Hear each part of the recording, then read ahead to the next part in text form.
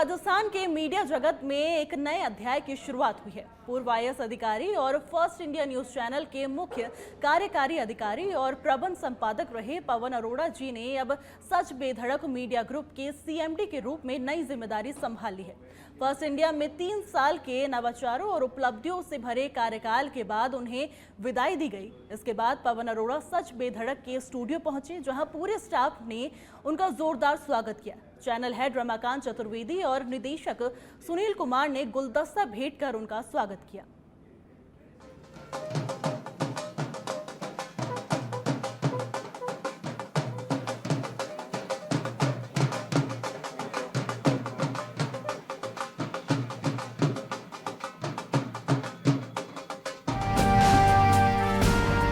3 साल पहले प्रशासनिक सेवा को अलविदा कहकर मीडिया की दुनिया में कदम रखने वाले पवन अरोड़ा के लिए मंगलवार का दिन बेहद खास रहा। 18 अगस्त 2023 को फर्स्ट इंडिया न्यूज चैनल के मुख्य कार्यकारी अधिकारी और प्रबंध संपादक के रूप में शुरू हुआ सफर एक नए पड़ाव पर पहुंचा। सच बेधड़क के स्टूडियो पहुंचते ही पवन अरोड़ा का पूरे स्टाफ ने जोरदार और भव्य स्वागत किया। चैनल हेड रमाकांत चतुर्वेदी और निदेशक सुनील कुमार ने पुष्पगुच्छ भेंट कर पवन अरोड़ा का स्वागत किया। न्यूज रूम से लेकर तकनीकी टीम और प्रशासनिक विभाग तक सच बेधड़क परिवार का हर सदस्य इस खास मौके का गवाह बना। एक न्यूज चैनल का जो दायित्व होता है उसको हम पूरा करेंगे। जो जनता की समस्याएं हैं, या हम कहते हैं जनता और सरकार के बीच एक सेतु का काम करते हैं, वो हम करके दिखाएंगे, इफेक्टिवली करके दिखाएंगे। और आने वाले दिनों में कई नए प्रयोग होंगे, कई नई चीज़ें होंगी, तो उसका इंतज़ार करिए। और इसमें कोई शक नहीं है कि फर्स्ट इंडिया वहाँ है तो चुनौतियाँ बहुत हैं, लेकिन मैं अभी ऊपर भी कह के आया हूँ कि चुनौतियाँ ही उपलब्धियों को जन्म देती हैं। तो निश्चित तौर पे नई उपलब्धियाँ हासिल होंगी और हम सब मिलके एक टीम की तरह, एक परिवार की तरह काम करेंगे, तो फिर कोई मुश्किल नहीं है। सच बेधड़क की नई जिम्मेदारी से पहले पवन अरोड़ा ने फर्स्ट इंडिया के साथ 3 साल का एक महत्वपूर्ण सफर पूरा किया है। इन 3 वर्षों में फर्स्ट इंडिया के बुनियादी ढांचे में व्यापक बदलाव हुए। नया कॉर्पोरेट कार्यालय और अत्याधुनिक स्टूडियो तैयार हुआ। फर्स्ट इंडिया प्लस OTT मंच की शुरुआत हुई। सच बेधड़क हिंदी दैनिक अखबार का अधिग्रहण हुआ और मार्च 2026 में राजस्थानी भाषा के सैटेलाइट चैनल गणगौर टेलीविजन का अधिग्रहण कर उसका विस्तार किया गया। पवन अरोड़ा के नेतृत्व में फर्स्ट इंडिया ने टेलीविजन से आगे बढ़कर डिजिटल OTT, हिंदी अंग्रेजी समाचार पत्र और क्षेत्रीय मीडिया को एक साथ जोड़ने की दिशा में कदम बढ़ाए। सुपर सिंगर प्लस राजस्थान ने प्रदेश की प्रतिभाओं को मंच दिया। कीनोट बाय पवन अरोड़ा ने संवाद की नई शैली को पहचान दी और करीब 25 जिलों में बड़े जमीनी कार्यक्रमों के जरिए फर्स्ट इंडिया की पहुंच प्रदेश के अलग अलग हिस्सों तक बढ़ाई गई। 3 साल का कार्यकाल पूरा होने पर जयपुर के होटल मैरियट में फर्स्ट इंडिया की ओर से पवन अरोड़ा को भावभीनी विदाई दी गई। समारोह में समूह के शीर्ष प्रबंधन से लेकर एंकर्स, रिपोर्टर्स, विभिन्न विभागों के अधिकारी, क्षेत्रीय संवाददाता और समाचार प्रतिनिधियों के साथ पूरे समूह के प्रमुख संस्थानों से जुड़े लोग मौजूद रहे। इसके साथ ही परिवार के सदस्य भी इस भावुक मौके पर मौजूद रहे। सभी ने पवन अरोड़ा के नेतृत्व, कार्यशैली और 3 साल के योगदान को याद किया। अभी फर्स्ट इंडिया न्यूज़ चैनल से मैं आ रहा हूँ, तो निश्चित तौर पे अभी वहाँ की यादें बाकी हैं, लेकिन मैं समझता हूँ जल्दी ही स्विच ओवर होगा। और जैसा सर ने पहले कहा था कि दोनों चैनल, चाहे वो फर्स्ट इंडिया और सच बेधड़क है, वो एक दूसरे के कॉम्पिटिटर्स नहीं है, तो सभी के ध्यान में रहना चाहिए। ये एक दूसरे के पूरक हैं, एक दूसरे को कॉम्प्लीमेंट करेंगे, एक दूसरे के सिस्टर कंसर्न है। तो उसी अंदाज में हम यहाँ काम करेंगे और इसमें कोई शक नहीं है कि इसको और बेहतर बनाएंगे, इसकी उपयोगिता को साबित करेंगे। विदाई समारोह खत्म हुआ तो कहानी खत्म नहीं हुई, बल्कि यहीं से एक नए अध्याय की शुरुआत हुई। फर्स्ट इंडिया समूह के चेयरमैन जगदीश चंद्रा और पवन अरोड़ा सीधे पहुंचे गोपालपुरा बाईपास स्थित सच बेधड़क के स्टूडियो, जहां पवन अरोड़ा ने सच बेधड़क मीडिया ग्रुप के CMD के रूप में कार्यभार संभाला। विधिवत पूजा अर्चना कर कार्यभार संभाला और इस मौके पर सच बेधड़क परिवार की टीम ने उनका गर्मजोशी के साथ स्वागत भी किया। आप सबके आशीर्वाद से आज यहाँ CMD के पद पे भी काम प्रारंभ कर रहे हैं। और थोड़ी देर पहले जब फर्स्ट इंडिया न्यूज़ चैनल की तरफ से एक विदाई समारोह था, तो उसमें भी मैंने कहा था कि आपका आशीर्वाद मिला हुआ है, आपका विज़न मिला हुआ है, और वहाँ वीरेंद्र चौधरी जी का पूरा मार्गदर्शन था। तो उसके बाद जो भी 3 साल में उपलब्धियाँ हुई, तो आज फर्स्ट इंडिया की सब जगह चर्चा है। और अभी तक तो ऐसा ही है कि फर्स्ट इंडिया एक तरफ और बाकी सारा मीडिया एक तरफ। तो इस चुनौती को सामने रखते हुए बहुत ही प्यार से पूरक की तरह रहते हुए एक दूसरे को कॉम्प्लीमेंट करते हुए हमको काम करना है। मीडिया के क्षेत्र में पवन अरोड़ा एक नई डिस्कवरी है, एक नई खोज है, और जिस तरह से 3 साल इन्होंने फर्स्ट इंडिया को चमकाया है, उत्कृष्ट और अद्भुत परफॉर्मेंस दी है, उससे आई एम श्योर कि ये जो नया इनका वेंचर है ये बहुत ही सक्सेस होगा, नेक टू नेक होगा। और मैं चाहता हूँ कि ये हर तरह से आगे बढ़ें, और कुल मिला के ये कहा जा सकता है कि एक और अच्छे नए चैनल की शुरुआत है। चैनल्स कई आते हैं और जाते हैं, लेकिन ये चैनल वो है जो कभी जाएगा नहीं, स्थायी है। पवन अरोड़ा के पास प्रशासनिक सेवा का लंबा अनुभव है तो मीडिया संचालन की भी गहरी समझ है। फर्स्ट इंडिया के मुख्य कार्यकारी अधिकारी और प्रबंध संपादक के रूप में 3 साल की जिम्मेदारी, हिंदी और अंग्रेजी समाचार पत्रों, OTT मंच और गणगौर टेलीविजन के संचालन और विस्तार का अनुभव। अब यही अनुभव सच पे धड़क की नई दिशा तय करने में अहम भूमिका निभाएगा। सच पे धड़क की अपनी एक मजबूत पहचान है। अब अपने अनुभव, सोच और नेतृत्व के साथ इसे एक बड़ा मंच बनाया जाएगा। सच पे धड़क चैनल के जरिए राजस्थान की जनता की आवाज को मजबूती से सामने रखना और पत्रकारिता की विश्वसनीयता को और मजबूत करना ही प्राथमिकता होगी। इस मौके पर चैनल हेड रमाकांत चतुर्वेदी और डायरेक्टर सुनील कुमार ने पवन अरोड़ा को सच पे धड़क के साथ नई जिम्मेदारी के लिए उज्जवल भविष्य के लिए शुभकामनाएं दी। सच पे धड़क परिवार के भव्य स्वागत के बीच पवन अरोड़ा ने नई जिम्मेदारी संभाल ली है और अब उम्मीद है कि प्रशासनिक अनुभव, मीडिया की समझ और नवाचार की सोच का ये मेल सच पे धड़क मीडिया ग्रुप को राजस्थान के मीडिया जगत में एक नई पहचान दिलाएगा। ब्यूरो रिपोर्ट, सच पे धड़क। प्रेस कॉन्फ्रेंस की है। आचार संहिता के दौरान तबादलों पर रोक रहेगी। विकास की नई योजनाओं की नहीं हो सकेगी कोई भी घोषणा। बता दें कि पहले से घोषित परियोजनाओं के हो सकेंगे काम। 27 अगस्त को निकाय चुनाव की अधिसूचना जारी होगी और 27 अगस्त से ही शुरू होगा नामांकन प्रक्रिया। ईवीएम से होंगे निकाय चुनाव। 1,44,03,853 वोटर करेंगे मतदान। तो वहीं 10 नगर निगम और 47 नगर परिषद में चुनाव होंगे। 252 नगर पालिकाओं में चुनाव होंगे। और साथ ही आपको बता दें कि 10,245 वार्डों में चुनाव होंगे। मतदान के लिए 11 दस्तावेजों को मान्य किया गया है। प्रदेश में 16,465 मतदान केंद्र बनाए गए हैं। सबसे कम इंद्रगढ़ में है 4,744 मतदाता सहायता के लिए बनाए गए हैं मतदान सहायता का केंद्र। तो वह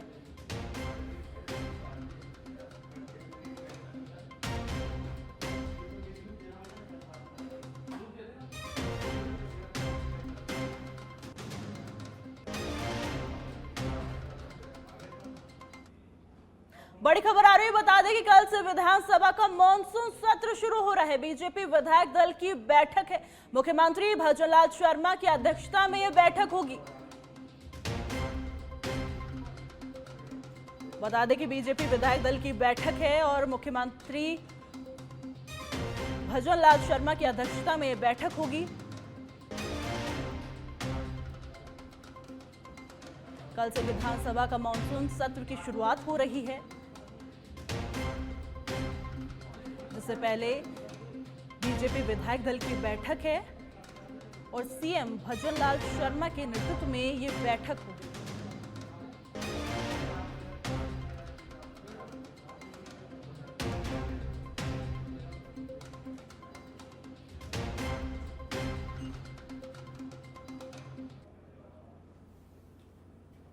का मानसून सत्र है, आहूत हो रहा है। किस तरीके से विपक्ष की जो मुद्दों को लेकर जो रणनीति है उसको लेकर किस तरीके से भारतीय जनता पार्टी की तैयारी है?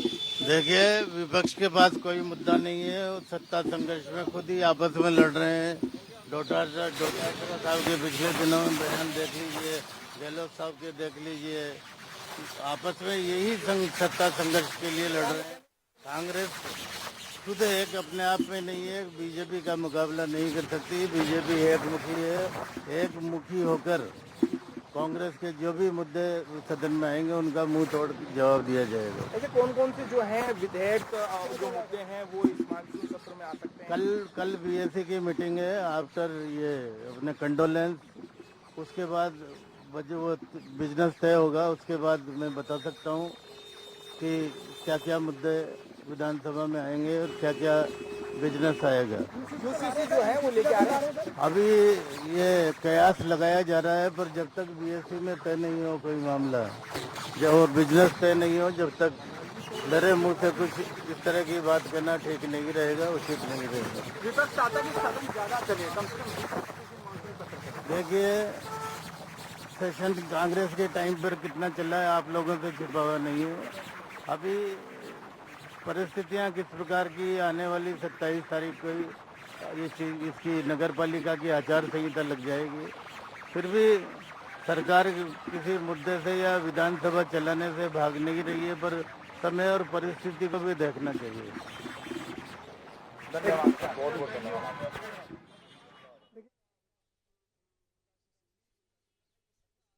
पूरी तरह से तैयार है और जो मुद्दे हैं उनको लेकर भी सरकार पूरी तरह से तैयार है। विपक्ष लगातार सरकार को घेरने की बात कर रहा है, चाहे वो पेपर लीक के मुद्दे हों, चाहे कानून व्यवस्था के मुद्दे हों। हाल ही में कुछ घटनाक्रम ऐसे हुए हैं जिनको लेकर लगातार ये बातें हो रही हैं कि सदन में हंगामा बरपेगा। लेकिन यूसीसी को लेकर मैं इस बात को कहता हूँ, यूसीसी जो बिल है उसको लेकर लगातार इस तरह की बातें कही जा रही है, क्योंकि विपक्ष यूसीसी का विरोध बाहर भी कर रहा है और सदन के अंदर भी करेगा। इससे पहले हम 3 राज्यों में कमोबेश यही तस्वीर देखने को मिली थी। ऐसे में ये माना जा रहा है कि चाहे छोटा सत्र रहेगा लेकिन हंगामेदार रहेगा। हर तरह की तैयारी है। कई मंत्रियों के एक्शन को विपक्ष ने मुद्दा बनाया है और कई मुद्दों को लेकर, चाहे वो कानून व्यवस्था का मुद्दा हो, चाहे हाल ही में महिला आरक्षण को लेकर बात हुई हो, चाहे ओबीसी की जो लिस्ट आई थी उसको लेकर ओबीसी आरक्षण पर कुठाराघात करने के बाद विपक्ष लगातार कर रहा है। यानी कि कई मुद्दों को लेकर कल विपक्ष हमलावर रहेगा। ऐसे में प्रताप सिंघवी से हमसे हमारी बात हुई, हमने आप जोगराम पटेल से बात की, झावर सिंह खर्रा से बात की। उनका कहना है कि सरकार पूरी तरह से सदन में जवाब देने के लिए तैयार है, लेकिन अगर विपक्ष स्वस्थ लोकतंत्र के तहत चर्चा करेगा, लोकतांत्रिक तरीके से चर्चा करेगा, लेकिन अगर हंगामा बरपाएगा तो न केवल लोकतंत्र के लिए शुभ संकेत है, बल्कि विधानसभा का समय बेजा बर्बाद होता है, जिसका नुकसान आम जनता को भुगतना पड़ता है। ऐसे में हम भी उम्मीद करते हैं कि सत्ता पक्ष और विपक्ष सदन में बहस करे, अच्छी बहस करे, स्वस्थ बहस करे, लेकिन विधानसभा में समय बर्बाद ना हो, क्योंकि एक एक पल कीमती होता है। गांव डाणी में बैठा हुआ किसान मजदूर ये उम्मीद करता है कि सदन में निकलने वाले कानून से हमारे जीवन सुधरेगा, हम और आगे बढ़ेंगे, राजस्थान आगे बढ़ेगा, विकास करेगा। तो ऐसे में उम्मीद यही है कि दोनों दल, सत्ता पक्ष और विपक्ष, ये बताएंगे एक स्वस्थ परंपरा, स्वस्थ लोकतंत्र क्या होता है। खैर, अब देखना ये होगा कि कल किस तरह की तस्वीर देखने को मिलती है। जी लाल सिंह जी, आपसे ये भी जानना चाहेंगे कि आखिर वो कौन कौन से मुद्दे हो सकते हैं कि जिन पर विपक्ष सरकार को घेर सकती है। पटेल यहाँ पहुंच चुके हैं, इसके साथ ही तस्वीरें हमने दिखाई, साथ ही मदन राठौड़ भी यहाँ, पार्टी के प्रदेश अध्यक्ष मदन राठौड़ भी यहाँ पहुंचे हैं, विधायक कैलाश वर्मा, गोपाल शर्मा यहाँ पहुंचे हैं और इसके साथ ही ये तमाम विधायकों का सिलसिला शुरू है। इसके साथ क्योंकि चर्चा होगी, रणनीति बनेगी, क्योंकि मुख्यमंत्री लगातार ये कहते हैं कि विपक्ष के हमलों से घबराने की जरूरत नहीं है, डरने की जरूरत नहीं है। सरकार ने 2.5 साल में बहुत काम किया है। आप तैयारी के साथ आइए, आप कंटेंट के साथ आइए, मंत्री अपने विभाग की तैयारी करके आए, विधायक अपने क्षेत्र की क्या क्या समस्या उनके साथ अध्ययन करके आए, और जो भी सवाल सदन में लगाए जाते हैं उनका आप पूरी तैयारी के साथ आए, तो आप सरकार विपक्ष के हमलों का जवाब दे पाएंगे। लेकिन होता कई बार यह है कि बड़ी असहज स्थिति देखने को मिलती है सदन में, जब मंत्री खुद अपने विभाग के ही प्रश्नों के जवाब नहीं दे पाते, तो वो बेहद असहज स्थिति सरकार के लिए हो जाती है। ऐसे में मुख्यमंत्री लगातार ये कहते हैं कि मंत्रियों से आप अपनी तैयारी के साथ आइए, विधायक अपनी तैयारी के साथ आइए और पूरे आत्मविश्वास के साथ आइए, क्योंकि आपके पास बहुत कुछ है। सरकार ने बहुत कुछ किया है, हर वर्ग के लिए किया है, गांव डांडी के लिए किया है, शहरों के लिए किया है। ऐसे में आप तैयार रहिए विपक्ष के सवालों का जवाब देने के लिए। जी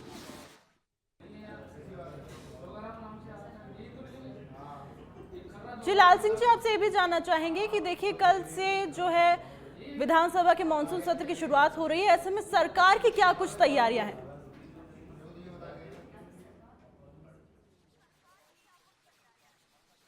देखिए, मैं इसी बात पर था, यही मैं बात दोहरा रहा हूं, क्योंकि लगातार देखो विपक्ष अपना काम करेगा। मैं एक बात कह रहा हूं, क्योंकि ये जो चाहे छोटा समय रहेगा, लेकिन क्योंकि ये कौन सा समय है जब निकाय चुनावों की घोषणा हो चुकी है, ऐसे में सदन के पटल को भी सत्ता पक्ष और विपक्ष ये साबित करने के लिए लगाएंगे कि हम जनता के ज्यादा हितैषी हैं।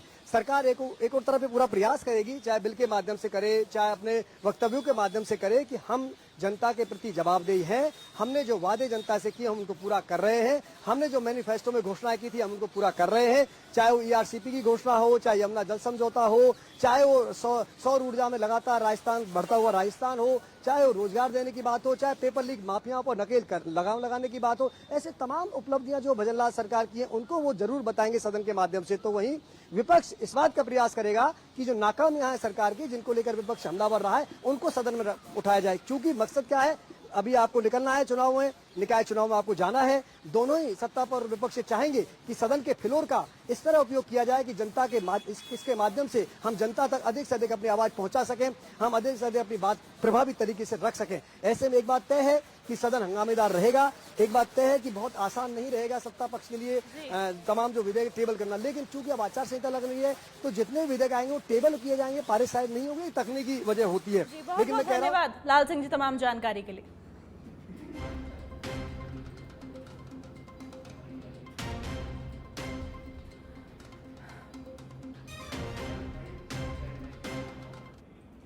और अब मध्य प्रदेश के खंडवा से खबर है, जहां आवारा कुत्तों के आतंक के विरोध में अनोखा प्रदर्शन देखने के लिए मिला है। कलेक्ट्रेट की जन सुनवाई में कुत्ते का कॉस्ट्यूम पहनकर युवक पहुंच गया। आवारा कुत्तों की समस्या को लेकर अनोखे अंदाज में विरोध जताया गया है। बता दें कि कुत्ते के कॉस्ट्यूम में युवक को देखने लोगों की भीड़ उमड़ पड़ी। शहर में बढ़ते आवारा कुत्तों के आतंक पर ध्यान खींचने की यहां पे कोशिश की गई है।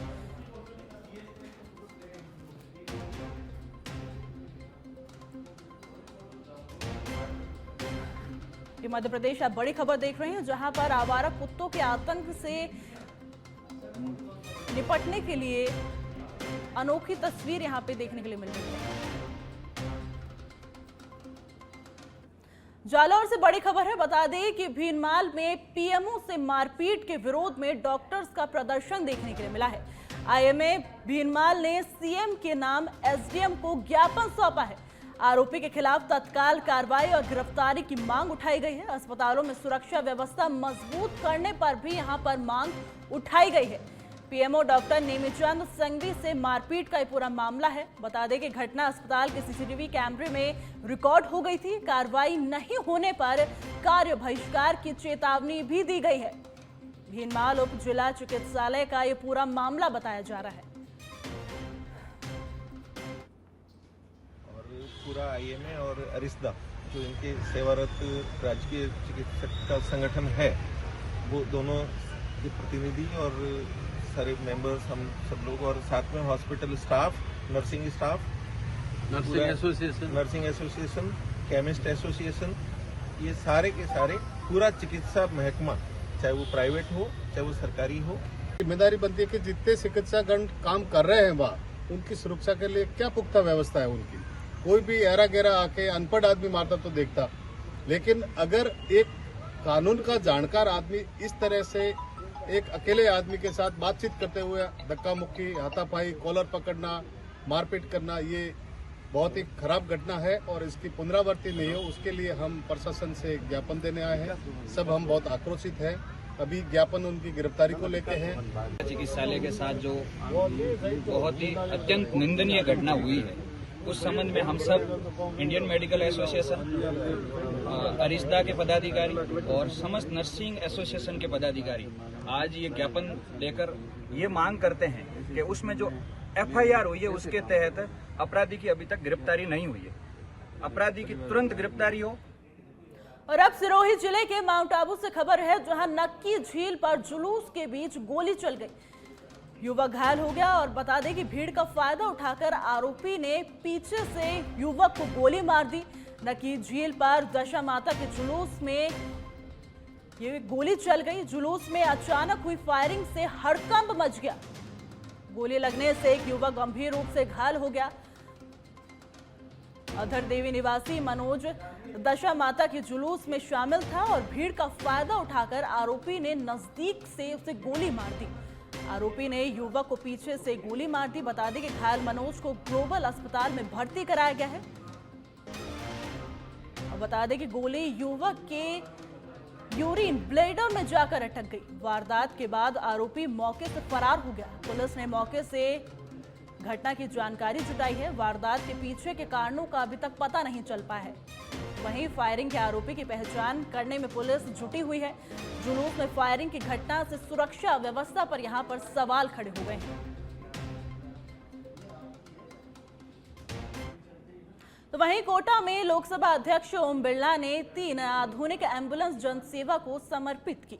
बता दें कि बिरला ने एम्बुलेंस को हरी झंडी दिखाकर अस्पताल प्रशासन को सौंपा। ये तीनों एम्बुलेंस कोटा मेडिकल कॉलेज अस्पताल, जेके लॉन अस्पताल और रेलवे हॉस्पिटल को सौंपी गई हैं। खास बात यह है कि इन एम्बुलेंस की सुविधा आमजन के लिए निःशुल्क उपलब्ध रहेंगी। आधुनिक चिकित्सा सुविधाओं से लैस इन एम्बुलेंस के जरिए मरीजों को अस्पताल तक पहुंचाने और आपात स्थिति में बेहतर चिकित्सा सहायता उपलब्ध कराने में मदद मिलेगी।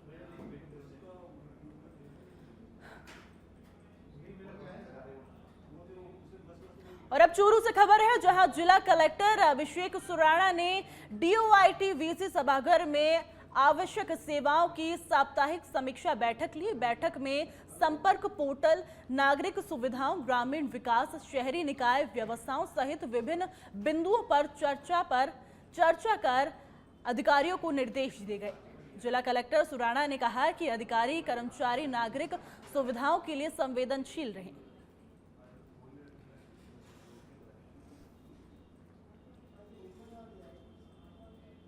वहीं लक्ष्मणगढ़ ब्लॉक कांग्रेस कमेटी ने पूर्व चुनाव शाखा के अधिकारियों, कर्मचारियों और बीएलओ पर गंभीर आरोप लगाते हुए लक्ष्मणगढ़ उपखंड अधिकारी को ज्ञापन सौंपा। ज्ञापन में बताया गया है कि चुनाव से पूर्व अधिकारी, कर्मचारी और बीएलओ मतदाता सूची में एजेंट के रूप में काम कर रहे हैं। ब्लॉक कांग्रेस अध्यक्ष ने कहा कि प्रशासन आगामी चुनाव को निष्पक्षता से संपन्न करवाए। अगर इस ओर कोई ध्यान नहीं दिया तो सीकर जिला कलेक्टर को भी ज्ञापन सौंपा जाएगा। वहीं धौलपुर जिले में सरमथुरा उपखंड के गिरौनिया गांव में चोरों ने एक मकान की दीवार तोड़कर चोरी की वारदात को अंजाम दिया। चोर सोने चांदी की जेवरात सहित करीब 70,000 रुपए की नकदी पार कर ले गए। मिली जानकारी के अनुसार वारदात के समय परिवार के सदस्य मकान के आंगन में सो रहे थे। सूचना के बाद मौके पर पहुंची पुलिस ने अज्ञात चोरों के खिलाफ मामला दर्ज कर जांच शुरू कर दी है। और अब झुंझुनू से खबर, जहां आगामी नगर निकाय चुनावों को लेकर राजनीतिक गतिविधियां तेज हो गई हैं। राजनीतिक दल चुनावी तैयारियों में जुट गए हैं। इसी कड़ी में झुंझुनू विधानसभा क्षेत्र के नवगठित सुल्ताना नगर पालिका में भाजपा की चुनावी बैठक आयोजित की गई। बैठक में विधायक राजेंद्र बांबू भी शामिल हुए। बैठक में आगामी नगर पालिका चुनाव को लेकर रणनीति पर चर्चा की गई। विधायक राजेंद्र बांबू ने कार्यकर्ताओं से एकजुट होकर भाजपा को मजबूत करने और चुनाव में पार्टी की जीत सुनिश्चित करने का आह्वान किया। हो रहे हैं नगर पालिका बनने के बाद में, तो उस दृष्टि से भी सुल्ताना नगर पालिका के लिए एक ऐतिहासिक चुनाव है। तो उसके लिए हमारे कार्यकर्ताओं को हमने ऊर्जा प्रदान की है। हमारा जनप्रतिनिधि के रूप में विधायक भी भारतीय जनता पार्टी के है। उसी क्रम में हम सुल्ताना में भी, नगर पालिका में भी भारतीय जनता। और अब डूंगरपुर से खबर है, जहां बेखौफ घूम रहे असामाजिक तत्वों और पत्थरबाजों की सक्रियता एक बार फिर सामने आई है। सदर थाना क्षेत्र के देवल स्थित कांडुला मोड़ के पास अज्ञात बदमाशों ने चलती कार पर अचानक पत्थरों से हमला कर दिया। पथराव में कार के शीशे फूट गए, लेकिन गनीमत रही कि कार सवार परिवार इस हमले में बाल बाल बच गया। घटना के बाद पीड़ित हेमेंद्र सिंह चौहान ने सदर थाने में मामले की लिखित रिपोर्ट दर्ज कराई है। पुलिस ने मामला दर्ज कर जांच शुरू कर दी है। मैं गया था कानौर बिंदो, हमारे किसी के परिवार की मौत हो गई थी। मेरा बुआ का लड़का और मेरी भाभी साहब मेरे साथ में थी। वहां से रात को 1:30 बजे के समथिंग शेरवा रोड पे कंडूला मोड़ पे अचानक अब खबर डीग जिले से, जहां राजस्थान अल्पसंख्यक मोर्चा के प्रदेश अध्यक्ष ने पहाड़ी पहुंचकर नगर निकाय चुनाव को लेकर भाजपा संगठन की बैठक आयोजित की है। मोर्चा के अध्यक्ष हामिद खान मेवाती को नगर निकाय चुनाव का प्रभारी बनाया गया है। बैठक में चुनावी रणनीति पर मंथन किया गया है। इस दौरान मंगल पहाड़ी के भाजपा कार्यकर्ता मौजूद रहे।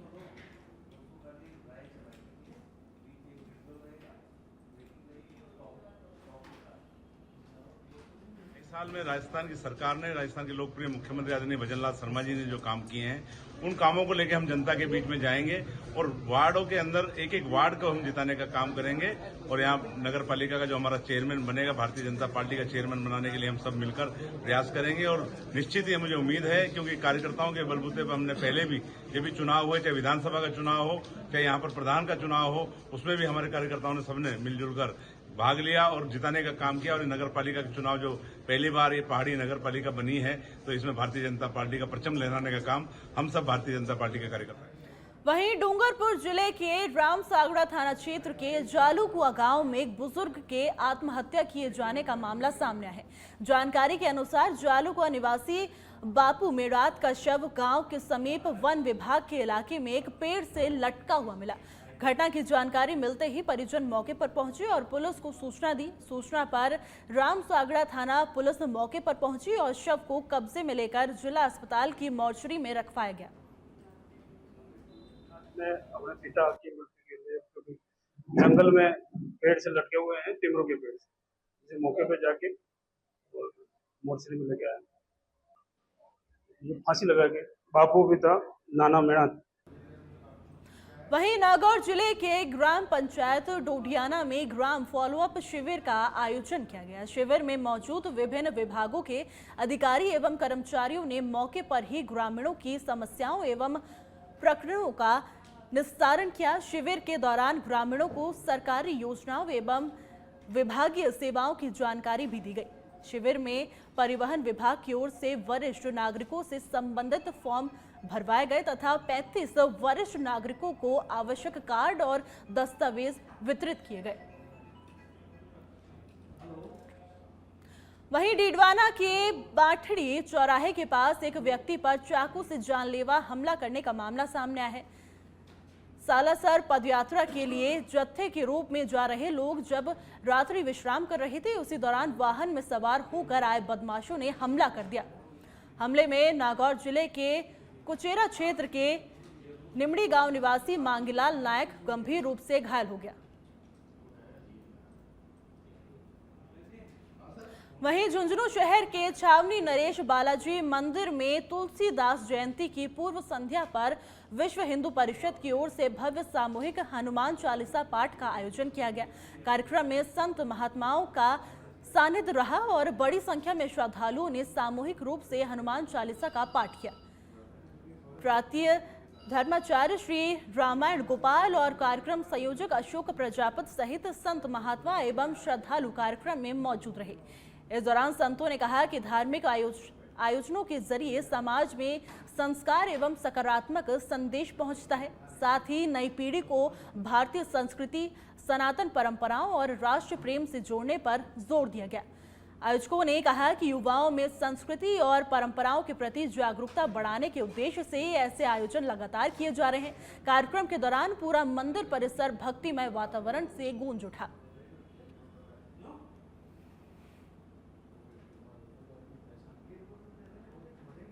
आज झुंझुनू मुख्यालय में छावनी बाजार में तुलसीदास जी बाबा की जयंती के पूर्व संध्या पर विश्व हिंदू परिषद की तरफ से और हमारे प्रांत के धर्माचार्य श्री रामायण गोपाल और यहाँ के श्री अध्यक्ष श्री अशोक जी प्रजापति द्वारा प्रतिवर्ष की भांति इस साल भी भव्य सामूहिक हनुमान चालीसा का पठन किया गया। ये हमारे समाज को अच्छा संस्कार देती है, अच्छा संदेश जाता है। वहीं श्रीगंगानगर के पदमपुरा थाना क्षेत्र में बढ़ते अपराध और कथित रूप से बिगड़ती कानून व्यवस्था को लेकर ग्रामीणों का आक्रोश लगातार बढ़ता जा रहा है, जिसे लेकर ग्रामीणों ने जिला पुलिस अधीक्षक कार्यालय का घेराव कर विरोध प्रदर्शन किया और जिला पुलिस अधीक्षक हरिशंकर यादव को ज्ञापन सौंपा। साथ ही पदमपुर थाना अधिकारी सुमन जयपाल को निलंबित करने की मांग भी की गई है। ग्रामीणों का कहना है कि पुलिस नशे के सौदागरों पर प्रभावी अंकुश लगाने में नाकाम साबित हो रही है, तो वहीं ग्रामीणों का कहना है कि नशे के कारोबार से जुड़े लोगों की जानकारी देने पर भी पुलिस सूचना देने वालों के खिलाफ ही कार्रवाई कर रही है। ग्रामीणों ने चेतावनी दी है कि अगर उनकी मांगों पर जल्द कार्रवाई नहीं हुई तो आंदोलन को और तेज किया जाएगा। हमारी सर्वप्रथम मांग ये है कि पदमपुर में 8 वर्ष की बच्ची के साथ जो दरिंदगी हुई है उसको न्याय मिलना चाहिए। पदमपुर थानाधिकारी निलंबित होना चाहिए और पदमपुर में जो बच्चियों को जो 2 दिन तक थाने के अंदर बंद करके रखा उसकी जांच होनी चाहिए, उसमें भी थानाधिकारी निलंबित होना चाहिए। हमें क्यों, किस लिए, क्या कारण रखा, ये सब बातें होनी चाहिए।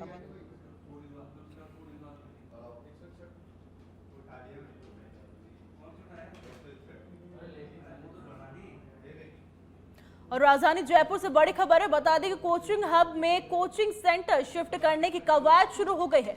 कोचिंग हब की संपत्तियों की होगी ई नीलामी। राजस्थान आवासन मंडल ने जारी किया है ई ऑक्शन का विज्ञापन। प्रतापनगर स्थित कोचिंग हब में संपत्तियों की ई नीलामी होगी।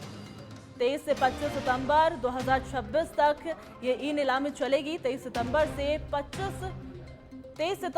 25 सितंबर तक आवेदन की अवधि है। टावर संख्या 1 में निर्मित संपत्तियों की बिक्री होगी, तो वहीं कुल 23 संपत्तियां ई नीलामी में शामिल। फूड कोर्ट, शोरूम और लाइब्रेरी जैसी सुविधाएं शामिल हैं। 2 पहिया 4 पहिया वाहन पार्किंग की भी सुविधा यहां पर उपलब्ध है। जॉगिंग ट्रैक और बास्केटबॉल कोर्ट भी उपलब्ध।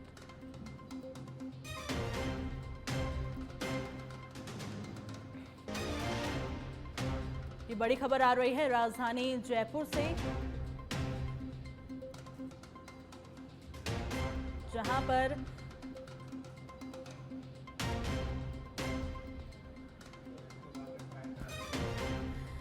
पर कोचिंग हब में कोचिंग सेंटर शिफ्ट करने की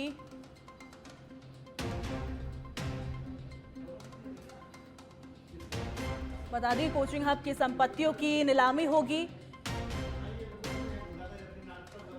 राजस्थान आवासन मंडल ने जारी किया है ई ऑक्शन का विज्ञापन।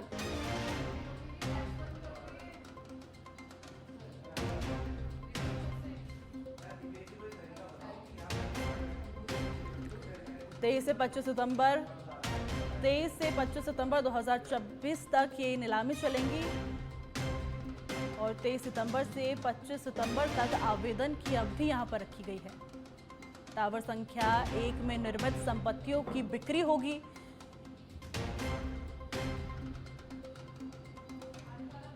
कुल 23 संपत्तियां ई नीलामी में शामिल हैं। फूड कोर्ट, शोरूम और लाइब्रेरी जैसी सुविधाएं शामिल हैं।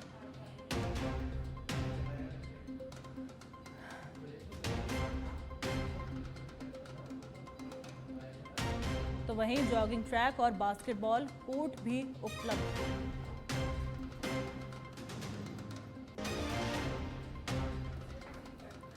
इसी खबर पे और जानकारी के लिए हमारे साथ हमारे संवाददाता दीपेश गर्ग जुड़ चुके हैं। दीपेश, कोचिंग हब की संपत्तियों की ई नीलामी यहां पर होगी, क्या कुछ जानकारी? जी, मैं आपको बता दूं कि जयपुर में कोचिंग सेंटरों को कोचिंग हब में शिफ्ट करने की जो कवायद है वो तेज हो गई है। प्रतापनगर स्थित कोचिंग हब की संपत्ति की ई नीलामी की जाएगी। राजस्थान आवासन मंडल ने इसकी ई ऑक्शन का विज्ञापन है जो जारी कर दिया गया है। प्रतापनगर स्थित ये कोचिंग हब टावर 1 जो निर्माण किया था आवासन मंडल के द्वारा, जो इसकी नीलामी है इसलिए खुला रखा गया है। इसकी कई संपत्ति नीलामी में शामिल किया गया है। इन नीलामी के लिए 23 सितंबर से 25 सितंबर 2026 तक आवेदन की अवधि रहेगी।